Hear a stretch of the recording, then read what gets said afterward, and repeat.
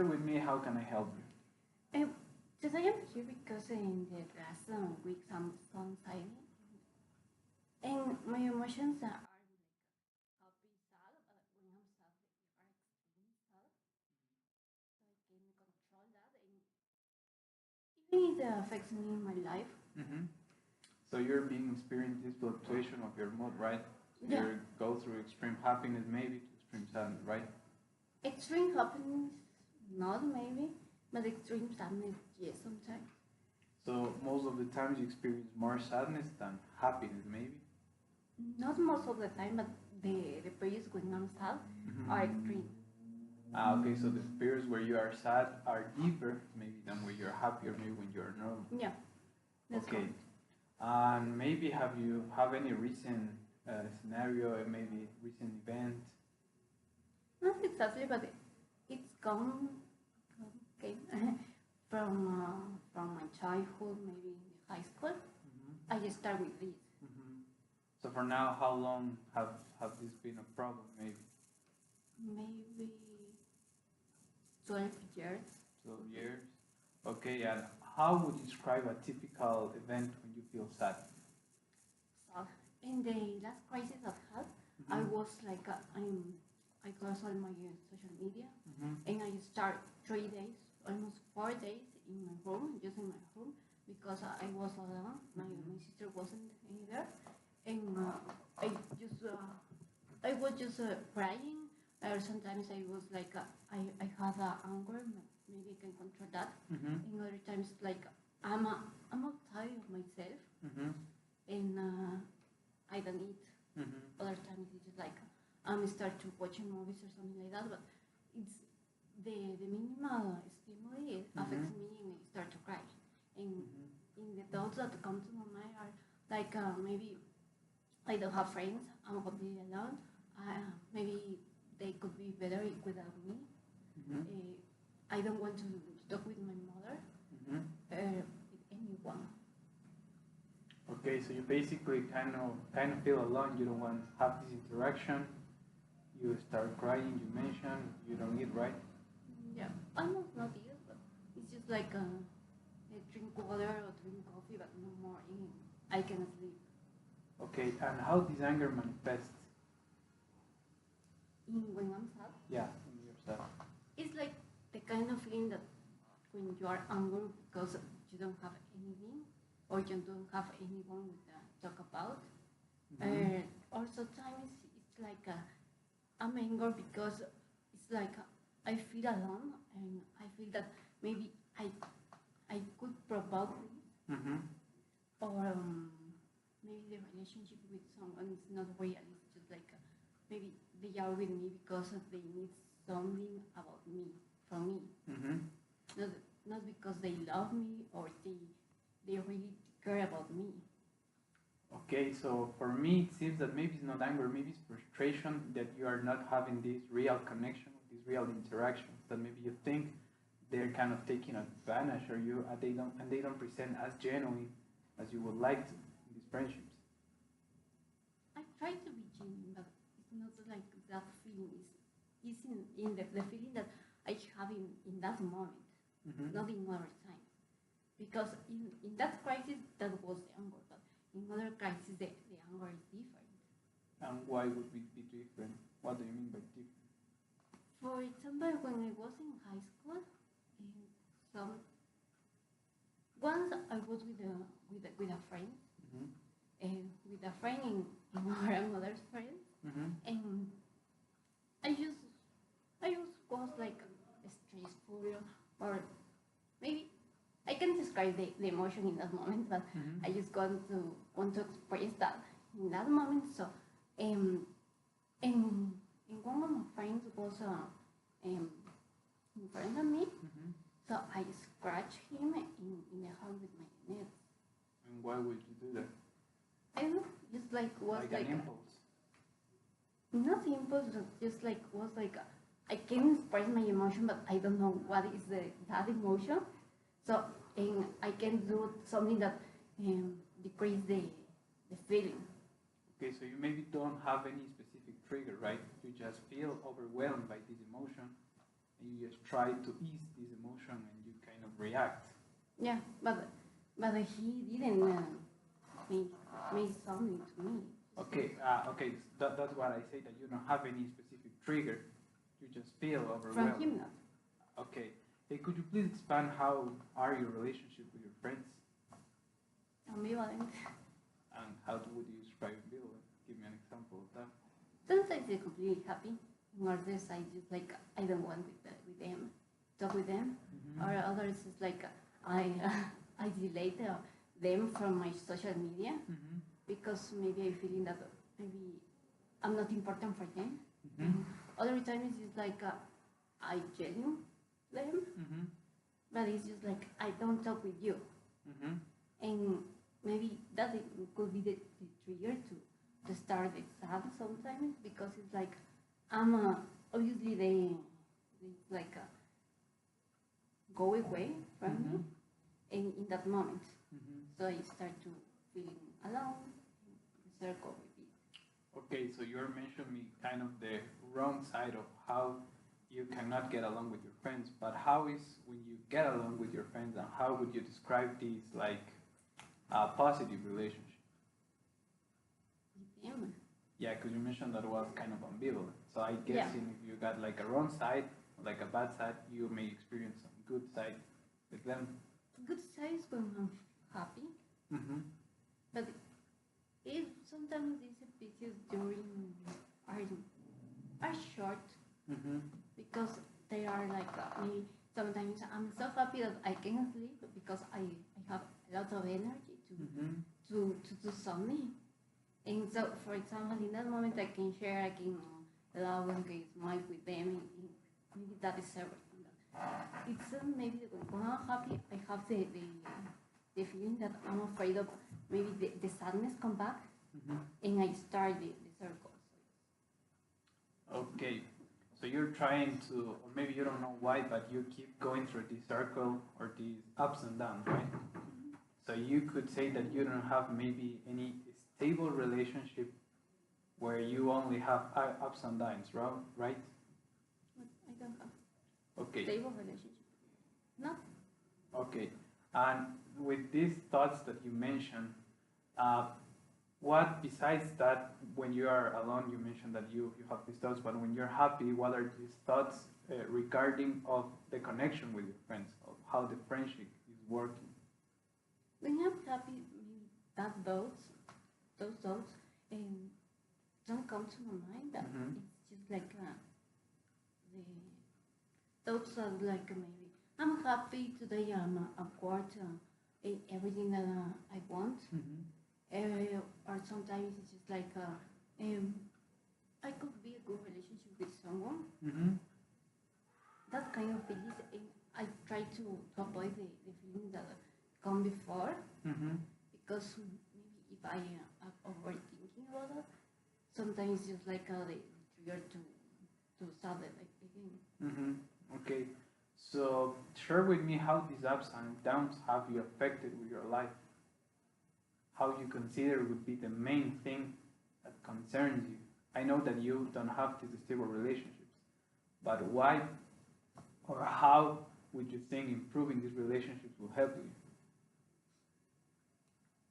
I don't know. I really don't know because it's just like I try to be a better person with others. I try to be more stable, but it's not the maybe that I don't have the power to control it. Why would you think that? Because these emotions just came, don't have any specific trigger, right? Just came and maybe it's so long enough before I have tried to control, but I can't. Okay, so you're kind of used to these feelings or these emotions that you don't know where they come, right? You just experiment them and try to work out them in the sense where you just act to ease this overwhelming experience, right?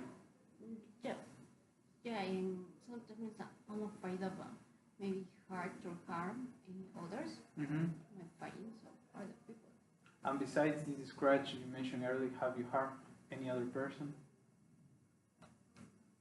The same in high school, sometimes other friend was bothering me because he was tired and I want to sleep. And in that moment I was in high school, and he bothered me with wake up something like that. And so after that I took a pen and drove him. But he avoided, so maybe it's not. Yeah, but I mean, you have the intention, right? Yeah, I have the intention. Maybe the words was like it was the use in his eye. Okay, so when you experience this kind of angry, they are kind of impulsive, or you kind of think like a little revenge, you know, you just like No. act. Revenge, no, it's just like the act, but after, not after the moment, but after maybe 3 or 4 days, maybe, or sometimes weekends, I start thinking about like, oh my God, what I did. And have you approached them to apologize, or you just let that situation go away? Yeah. Like, kind of you don't care much what happened. It's not that I don't care, but it's just like maybe if I apologize for, it's like maybe I am giving them the power to control me, or the power to hurt me, because they know my weak side. What would you be your weak side?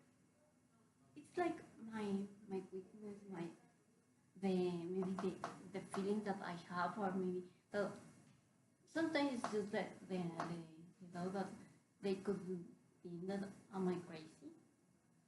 But don't you think that a crazy person will not apologize? Maybe a rational person would apologize. Yeah, well, I don't know what they think. Okay, but I don't understand what do you mean by giving them the power. What? Because you're not like... The power to hurt me. Like, maybe the power to someday let me abandon me, or maybe if I have emotions with them, feelings like I take care of them, or love them. Maybe if they go away, hurts me and destroy me, because I can't control that emotions when someone goes. Okay, so the thing is that you're concerned whether if you apologize or not, or you give this control or not, on specific people where you kind of have some attachment, right? Yeah. So if you throw a pen to anyone that you don't know, you would then go apologize, right? Because there's no fear of abandonment. There's Maybe no fear. no, because I don't need them, so maybe I can see again, but it's like that's not. Okay, so when did you, maybe you can recall, I don't want that to be that specific, but how or when do you start feeling this abandonment? Or when do you realize that people go away eventually? Or with what specific relationship, maybe? Maybe when I was child. Because when I was child, when I was like 6 or 7 years, sometimes it was like I started sleeping alone in my own room. So sometimes it was like I woke up sad or crying, because in that moment I had a lot of nightmares about my family and about like someone killed them. And I was completely alone. Okay, so you kind of feel this abandonment when you were a kid, specifically when you have to go to your own bed and live in your own room, and you had these nightmares about this abandonment, you can say, right? And maybe now you're feeling that you don't want to give people this power, this control, because maybe or maybe not they would eventually abandon you, right? Yeah, it could be. And how's been with your romantic relationships? Have you have any? Yes and no.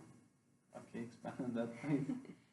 It's like maybe the most of the time I'm concerned about what other people think about me, and other times just like when I had a romantic relationship, it was like the kind of relationship maybe that you meet someone, but you are so closer to him, but in a few days or weeks. But maybe in your rational, in the rational mind, it is impossible to fall in love with someone that in just few days. Mm-hmm. Okay, so why would it be rational? I mean, there's no rule for loving or for love. You feel what you feel. Yeah, but the problem is that not everyone is good. I mean, why And wouldn't? sometimes people maybe try too hard to because you are so closer to him. Mm-hmm. But maybe you, I don't know, maybe you experience this love so intense, so extreme in this short period of time. But if you mention that it's not in a rational mind, what would you be your standard to fall in love? What specific time or what things need to happen in order to you to be in love with someone? Slower, like meet someone and be friends, like share things or moments, but it's slow. I mean, Step by step, not the well, maybe that not a jump from not a don't meet someone Mhm. to fall in love with him.